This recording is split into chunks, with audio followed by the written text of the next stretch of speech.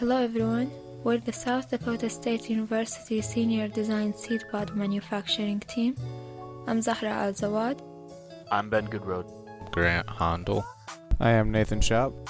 The team strives to assist reforestation efforts by creating a system for producing seed pods. These seed pods will then be given to the South Dakota State University Reforestation Drone Team to drop, eventually growing into trees. A seed pod consists of materials that protect and help a seed grow. The materials are mixed to create a seed pod mixture, which consists of topsoil, clay, and seeds. Once exactly 100 grams of the clay and soil mixture has been weighed out, it is then dumped into a concrete mixer and mixed thoroughly until uniform.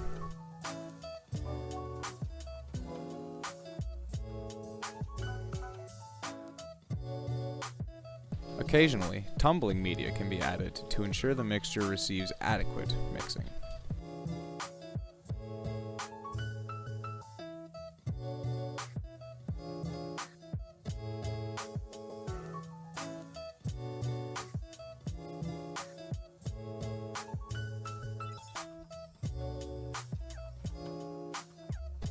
The mixture is then dumped into the hopper of the seed pod pressing machine.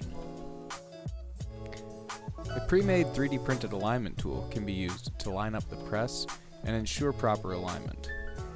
Then the machine can be turned on and the startup procedure can be observed.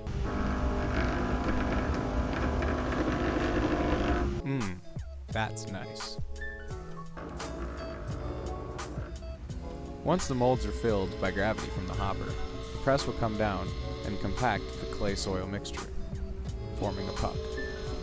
After pressing, the pods are lifted up and out of the mold by an extraction pin on the underside of the carousel.